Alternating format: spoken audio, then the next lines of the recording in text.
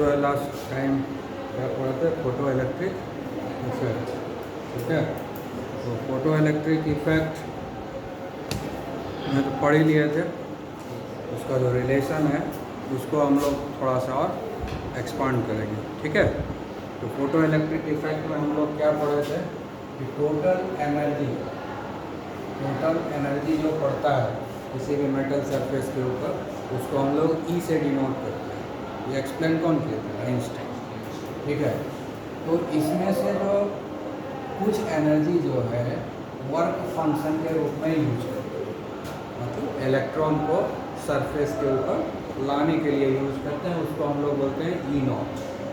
ठीक है, और उसके बाद जो रेस्ट अमाउंट ऑफ एनर्जी बचता है उसको हम लोग काइनेटिक एनर्जी के लिए यूज करते हैं। ठीक है, ये एक्सप्लेनेशन कौन दिया? आइंस्टीन। किनके बेसिस पे दिए थे? Planck's quantum theory of radiation. Planck's quantum theory of radiation को स्टडी करके उनके बेसिस पर उन्होंने ये रिलेशनशिप दिया। ये टोटल एनर्जी हुआ जो इंसिडेंट है, टोटल इंसिडेंट एनर्जी। ठीक है, टोटल इंसिडेंट एनर्जी। ठीक है, इतना एनर्जी टोटल आ रहा है, सन से आए, लाइट, किसी भी तरह के किसी भी सोर्स ऑफ लाइट से आए। ठीक है, उसमें से ये एनर्जी क्या करेगा? ये थ्रेशोल्ड एनर्जी। ये क्या है? Threshold energy. ठीक है, थ्रेशोल्ड एनर्जी क्या है? Minimum energy which is required to eject the electron at the surface. Orbit में जो इलेक्ट्रॉन घूम रहा है उसको ऑर्बिट से बाहर करके हम सरफेस पर लाएंगे। उसको लाने में जो एनर्जी खर्च होगा उसको हम बोलते हैं थ्रेशोल्ड एनर्जी। ठीक है ना, तो किसी भी चीज़ को काम करने में उनको करने में वर्क करना पड़ता है ना, हाँ? तो ये वर्क है ना, ज़बरदस्ती हम उसको उसके जगह से हटा रहे हैं, हमको वर्क करना पड़ेगा ना, तो उसके लिए जो एनर्जी खर्च होता है उसको हम वर्क फंक्शन भी बोलते हैं। तो आइंस्टीन ने इसका नाम थ्रेशोल्ड एनर्जी नहीं दिया, उन्होंने नाम दिया था वर्क फंक्शन। ठीक है, इसलिए वर्क फंक्शन कहीं नज़र आ जाए, थ्रेशोल्ड एनर्जी नज़र आ जाए, दोनों एक ही चीज़ है। ठीक है, समझ में आ गया? वर्क फंक्शन नाम क्यों दिया गया? इलेक्ट्रॉन को इजेक्ट करने के लिए वर्क करना पड़ता है, समझ गया ना? इसलिए जो एनर्जी रिक्वायर्ड हुआ इसको बाहर करने के लिए उसको हम लोग वर्क फंक्शन बोलेंगे। और अगर रेस्ट बच गया एनर्जी तो फिर इलेक्ट्रॉन को हम सर्किट में मूव करेंगे। अब हमारा फैन, बल्ब, जो भी इलेक्ट्रिकल अप्लाइंसेज है वो चलेगा। ठीक है ना, तो सर्किट में हमको मूव कराना है तो उसके लिए एक्स्ट्रा एनर्जी चाहिए। अगर जितना एनर्जी हम टोटल एनर्जी दे रहे हैं और इसी के बराबर है तो सिर्फ इलेक्ट्रॉन सरफेस पर आ जाएगा, मेटल के सरफेस पर, लेकिन वो वहाँ से दूर नहीं जाएगा, वहीं पर पड़ा रहेगा, है ना? अब बैलगाड़ी लेके आना पड़ेगा तभी मैं लेके जाऊँगा, हाँ? बैलगाड़ी लेके आएंगे, धीरे धीरे चलेंगे। ठीक है, मोटरसाइकिल लेंगे, थोड़ा सा साइकिल फिर आएगा, फिर मोटरसाइकिल आएगा, तब फिर कार आएगा, फिर कार में मर्सिडीज आएगा, है ना? हाँ, उसके बाद एरोप्लेन लेके चलेंगे, उससे भी फास्ट भगाना होगा तो फाइटर जेट लेके आएंगे, सेना से मांग के लेके, है ना? यानी ज़्यादा ज़्यादा काइनेटिक एनर्जी देंगे, जितना काइनेटिक एनर्जी देंगे उतना ज़्यादा इलेक्ट्रॉन का मूवमेंट होगा। ये हो गया हमारा काइनेटिक एनर्जी ऑफ इलेक्ट्रॉन। ठीक है ना, ये क्या हो गया? Kinetic energy of electron in the circuit. आया बात समझ में? हाँ, क्लियर? जो सर्किट बनाएंगे बाहर उसमें ये होगा। ठीक है, समझ में आ गया कि क्या क्या टर्मिनोलॉजी है। अब हम क्या कर सकते हैं, अगर हमको कहे कि काइनेटिक एनर्जी निकालो तो डायरेक्ट एक फॉर्मूला लिख सकते हैं, kinetic energy equal to E minus E naught. ठीक है, वर्क फंक्शन को कहीं कहीं W भी लिखा हुआ, W नॉट लिखा हुआ नहीं, तो घबराना नहीं। तो अगर कहेगा काइनेटिक एनर्जी निकालो इलेक्ट्रॉन का, तो क्या करेंगे, इसको हम इधर ले आएंगे, माइनस हो जाएगा, ई माइनस ई नॉट हो जाएगा। ठीक है, क्लियर ना? हाँ ठीक है। तो अगर हम काइनेटिक एनर्जी निकालना है, हमको एनर्जी दिया हुआ नहीं है, हमको दिया हुआ है फ्रीक्वेंसी, तो क्या करेंगे हम, इसको हम बदल देंगे। इसका हो गया एच न्यू, हो गया ना, और इसका हो जाएगा H nu not, threshold frequency हुआ, और ये टोटल फ्रीक्वेंसी, ये टोटल फ्रीक्वेंसी हुआ, और ये थ्रेशोल्ड फ्रीक्वेंसी हुआ। न्यू क्या हो गया, टोटल फ्रीक्वेंसी, और न्यू नॉट क्या हो गया, थ्रेशोल्ड फ्रीक्वेंसी। ठीक है, तो दोनों में एच कॉमन है, प्लांक्स कांस्टेंट है, तो न्यू माइनस न्यू नॉट। ठीक है, अगर फ्रीक्वेंसी है दिया हुआ तब तो यहाँ हमारा काम चल जाता है, लेकिन अगर वेवलेंथ दिया हुआ तब हम क्या करेंगे। ठीक है, तो उसके लिए भी हम इसको और सॉल्यूशन कर देंगे।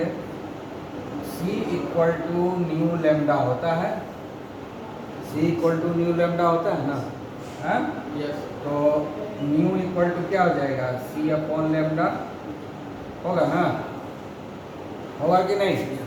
तो हम इसको रिप्लेस कर सकते हैं, तो न्यू के बदले लिख सकते हैं हम लोग C बाय लेमडा और minus C bye lambda not. C का वैल्यू चेंज नहीं होता है ना, वेलोसिटी ऑफ इलेक्ट्रॉन क्या होगा, तो हमेशा स्पीड ऑफ लाइट से चलता है, इसलिए वहाँ सोचना नहीं है। ठीक है, समझ गया कि नहीं? तो ये अगर हमारे पास वेवलेंथ दिया हुआ है, इसको हम फॉलो करेंगे। इसमें और एक कॉमन हो जाएगा और सिंप्लीफाइड हो जाएगा, H C 1 by lambda minus 1 by lambda naught. तो अगर वेवलेंथ दिया हुआ है तो हम इस फॉर्मूला को यूज करेंगे काइनेटिक एनर्जी कैलकुलेट करने के लिए, और अगर फ्रीक्वेंसी दिया हुआ है तो हम इसको फॉलो करेंगे। ठीक है, आगे आवाज समझ में?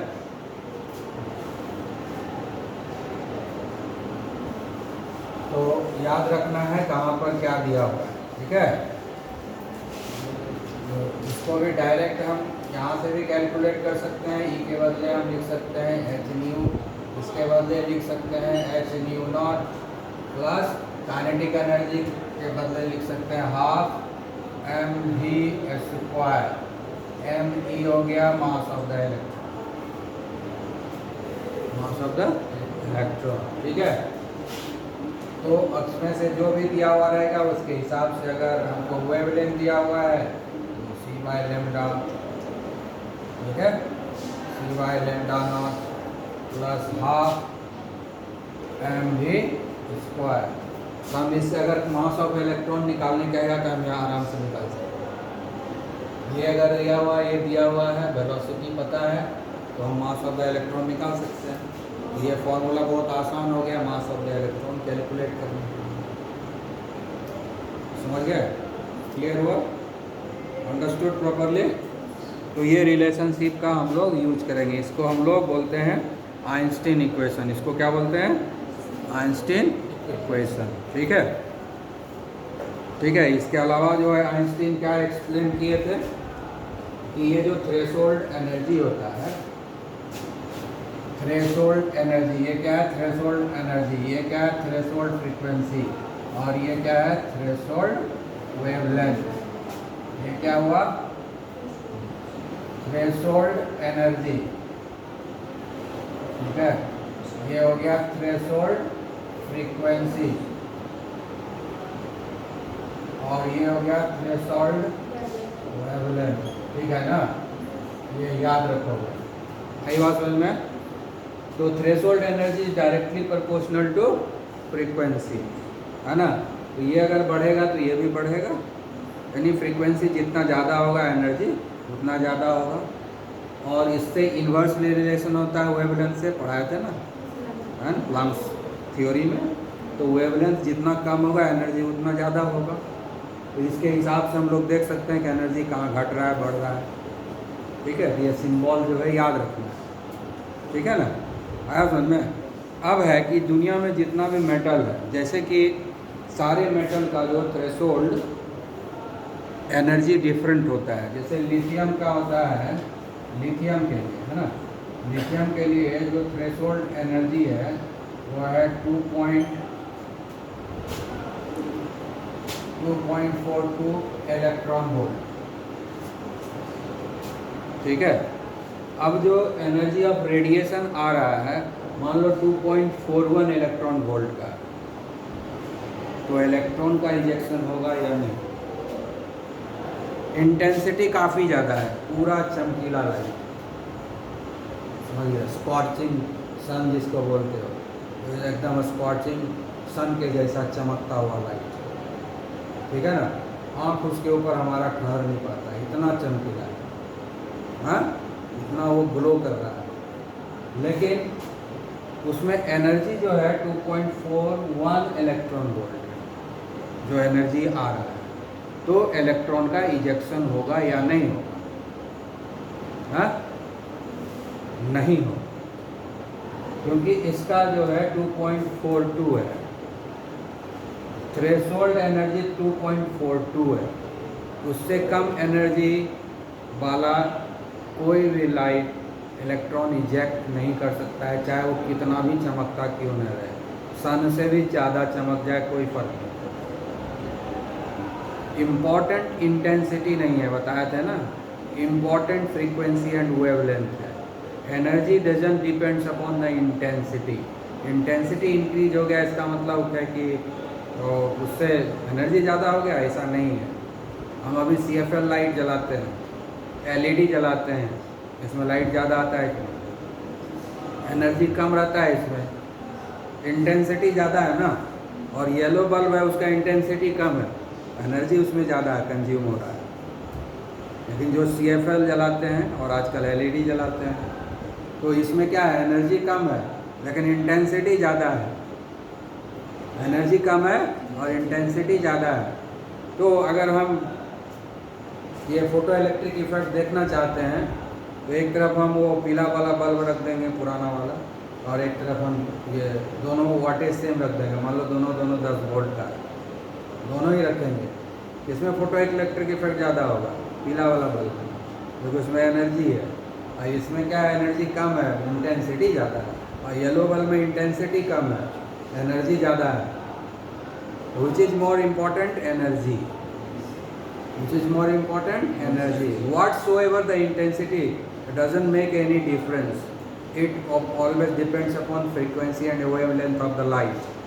Frequency and wavelength makes the electron to get ejected and move into the circuit. ठीक है ना, आया बात समझ में? तो इंटेंसिटी से कोई मतलब नहीं है, धूप कितना भी कड़ा हो उससे कोई फर्क नहीं पड़ता है, उसमें वो एनर्जी है कि नहीं ये इम्पोर्टेंट है, उसकी फ्रीक्वेंसी है कि नहीं वो इम्पोर्टेंट है। आया बात समझ में?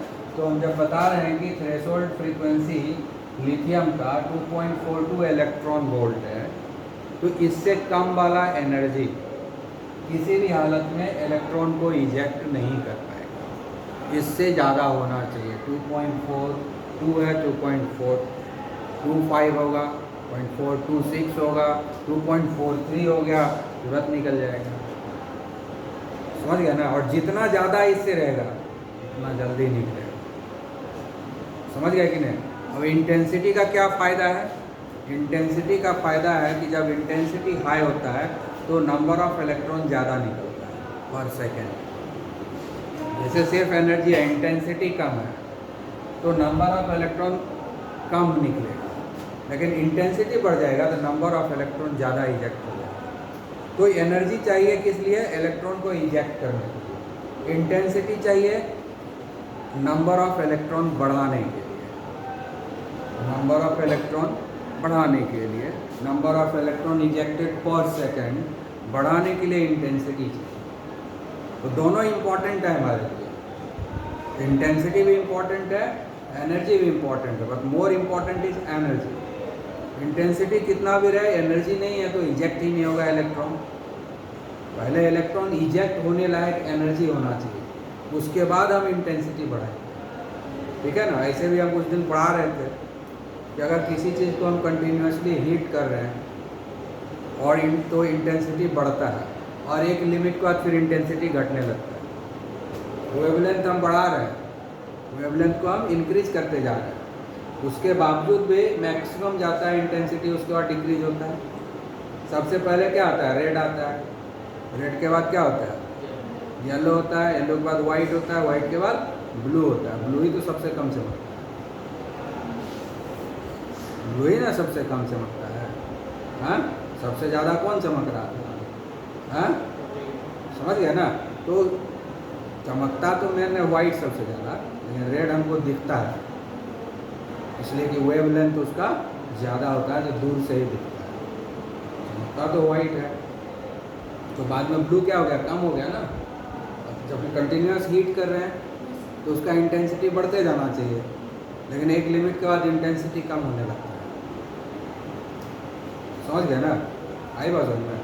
तो उसका कोई मतलब नहीं है। इंटेंसिटी होगा भी तो एक लिमिट तक होगा, वो इंटेंसिटी बढ़ेगा तो नंबर ऑफ इलेक्ट्रॉन बढ़ जाएगा पर सेकेंड, लेकिन इलेक्ट्रॉन निकलेगा ही नहीं पहले, तो क्या होगा? तो इलेक्ट्रॉन तो पहले निकालेंगे तब तो नंबर ऑफ इलेक्ट्रॉन बढ़ाएंगे। तो इलेक्ट्रॉन निकालने के लिए जो एक बेसिक रिक्वायरमेंट है, मिनिमम एनर्जी चाहिए, वो उसको हमको पहले अरेंज करना है। ठीक है ना? वो क्या है? थ्रेशोल्ड एनर्जी है, याद रखना। और ये जो थ्रेशोल्ड एनर्जी है हर मेटल के लिए अलग अलग होता है। जैसे लिथियम के लिए इतना है, तो अगर हम सोडियम का बात करेंगे तो उसको इसका इससे ज़्यादा, इससे कम ही है, 2.3 इलेक्ट्रॉन वोल्ट है। यानी लिथियम के मुकाबले सोडियम से इलेक्ट्रॉन को इजेक्ट करना आसान है। ठीक है? मैग्नीशियम का 3.7 है, पोटेशियम का 2.25 है, यानी सोडियम से भी कम है तुम्हारा पोटेशियम का 2.25 है। तो इस तीनों में अगर कंपैरिजन करते हैं तो सबसे कम एनर्जी लगेगा पोटेशियम में। तो हर मेटल का थ्रेशोल्ड एनर्जी डिफरेंट होता है, हर मेटल का थ्रेशोल्ड एनर्जी डिफरेंट होता है। समझ गया ना? आया बात समझ में? तो ये सब देखने के बाद ये चीज़ समझ में आया, और ये सारे चीज़ को एक्सप्लेन करने के लिए वेव थ्योरी से एक्सप्लेन नहीं हो रहा है। ये जो हम लोग अभी पढ़े, photo electric effect, black body radiation, specific heat capacity, वो तो अभी पढ़ाए नहीं, नेक्स्ट चैप्टर में पढ़ाएंगे। ठीक है ना? स्पेसिफिक हीट कैपेसिटी और एक चीज़ कुछ लिखे थे, वो दोनों नेक्स्ट चैप्टर में पढ़ाएंगे, और इस चैप्टर में उसका रिक्वायरमेंट में नहीं है, यहाँ पर हमको यही दोनों का रिक्वायरमेंट है। ठीक है ना? तो ये सारे चीज़ को एक्सप्लेन करने के लिए जो है हमको पार्टिकल बिहेवियर और Planck's quantum theory of radiation को कंसिडर करना पड़ता है, तब एक्सप्लेनेशन होता है। वेव थ्योरी इसको एक्सप्लेन नहीं कर पाता है, वेव थ्योरी इसको एक्सप्लेन नहीं कर पाता है। एक्चुअली होता क्या है कि जैसे लाइट के पास भी पार्टिकल बिहेवियर है, वेव बिहेवियर है, उसी तरह इलेक्ट्रॉन के पास भी पार्टिकल बिहेवियर है और वेव बिहेवियर। मीनिंग क्या है कि डुअल के, तो इसी के आधार पर क्या कहा गया कि दुनिया में जितना भी चीज़ है सबके पास डुअल बिहेवियर है, किसी के पास कुछ कम है, कुछ ज़्यादा है। माइक्रो पार्टिकल है तो उसके पास वेव बिहेवियर ज़्यादा है, और अगर मैक्रो पार्टिकल है जैसे लाइक वी पीपल, तो हम लोग के पास पार्टिकल बिहेवियर ज़्यादा है ना? माइक्रो पीपल लाइक वी क्या है, हम लोगों के पास जो है पार्टिकल बिहेवियर है, वेव बिहेवियर नेग्लिजिबल है। और जो माइक्रो पार्टिकल जो कि आँख से दिखता नहीं, ठीक है ना, माइक्रोस्कोप से भी नहीं दिखता है ना, उसके पास जो है वेव बिहेवियर ज़्यादा है और पार्टिकल बिहेवियर कम है। तो लाइट कब वो वेव बिहेवियर देता है और कब पार्टिकल बिहेवियर देता है, दोनों एक साथ। ठीक है? जब वो किसी चीज़ से इंटरेक्ट करता है, किसी चीज़ से टकराता है, तो वो पार्टिकल बिहेवियर देता है, और जब उसका प्रोपगेशन होता है तो वो वेव बिहेवियर देता है। तो हमारे पास लाइट आ रहा है वेव बिहेवियर के थ्रू, लेकिन यहाँ पर जो रिफ्लेक्शन हो रहा है, रिफ्रैक्शन हो रहा है, समझ गया ना? ये सब क्या है? Black body radiation, photo electric effect, ये सब क्या है? पार्टिकल बिहेवियर, क्योंकि ये टकराता है तब होता है। तो जब लाइट या इलेक्ट्रॉन किसी चीज़ से इंटरेक्ट करता है, टकराता है, कोलिजन होता है, तो वो पार्टिकल बिहेवियर देता है उसमें। और जब उसको प्रोपगेट सिर्फ करना है, यहाँ से वहाँ चलते रहना है, तो उस समय वो क्या देता है, वेव बिहेवियर। तो प्रोपगेट होता है वेव बिहेवियर के थ्रू, और वो कुछ काम करता है पार्टिकल बिहेवियर, क्योंकि काम करने के लिए वो किसी चीज़ से टकराना पड़ता है ना। तो जब काम तो वो भी है, प्रोपगेशन होना, पहुँचेगा ही नहीं मेरे पास तो कैसे काम है ना। आई बात सुन रहे हैं? मतलब क्या हुआ कि किसी मैटर के साथ, किसी मटेरियल के साथ जब उसका इंटरेक्शन होता है तो पार्टिकल बिहेवियर देता है। और जब सिर्फ प्रोपगेट होना है, जाते रहना है, जाते रहना है, फैलते रहना है, चारों तरफ सामने जाना है ना, ऑल डायरेक्शन में प्रोपगेट होना है उसको, तो उस समय वो क्या देता है, वेव बिहेवियर। तो वेव बिहेवियर के चलते हम लोगों के पास क्या क्या आता है, डिफ्रैक्शन आता है, इंटरफेरेंस आता है, पोलराइजेशन आता है, ठीक है। और पार्टिकल बिहेवियर के चलते देख ही रहो क्या क्या, ब्लैक बॉडी रेडिएशन हो रहा है, फोटो इलेक्ट्रिक इफेक्ट हो रहा है, रिफ्लेक्शन हो रहा है, रिफ्रैक्शन हो रहा है, और स्प्लिटिंग ऑफ लाइट होता है, उसको डिस्पर्सन ऑफ लाइट बोलते हैं, है ना। तो जो ऐसे फिजिक्स में पढ़ते हो, आए बात समझ में। तो दोनों तरह का बिहेवियर देगा। जब किसी के साथ इंटरेक्शन करेगा तो वो पार्टिकल बिहेवियर देगा, और सिर्फ प्रोपगेट करना होता है तब वो वेव बिहेवियर देगा। तो समझ में आ गया कि ये सिचुएशन के हिसाब से वो बिहेवियर देता है। प्रोपगेट करना है तो वेव बिहेवियर, किसी के साथ इंटरेक्ट करना है तो particle behaviour. So that's why the light as well as electron both have same kind of behaviour, है ना। दोनों का फ्रीक्वेंसी रेंज अलग है, दोनों का वेवलेंथ अलग है, ठीक है ना। आया बात समझ में। और हम लोग इलेक्ट्रोमैग्नेटिक स्पेक्ट्रम पढ़े, उसमें एक विजिबल रेंज पढ़े जो सबसे पहले आया था, जिस पर न्यूटन का ही सबसे ज़्यादा थ्योरी आया हुआ है। तो विजिबल रेंज से पहले और विजिबल रेंज के बाद वाला हमारे आँख को दिखता नहीं, ठीक है। लेकिन वो सारा रेंज सन के पास है, और वो सारा रेंज इलेक्ट्रॉन के पास है। आई बात समझ में है। उसमें कुछ हमारे लिए फ़ायदेमंद है, कुछ घाटा भी होता है, दोनों को लेके चल रहा है, ठीक है। समझ में आ गया। तो आएंगे तो नेक्स्ट जो आप पढ़ेंगे डुअल बिहेवियर ऑफ, ठीक है ना।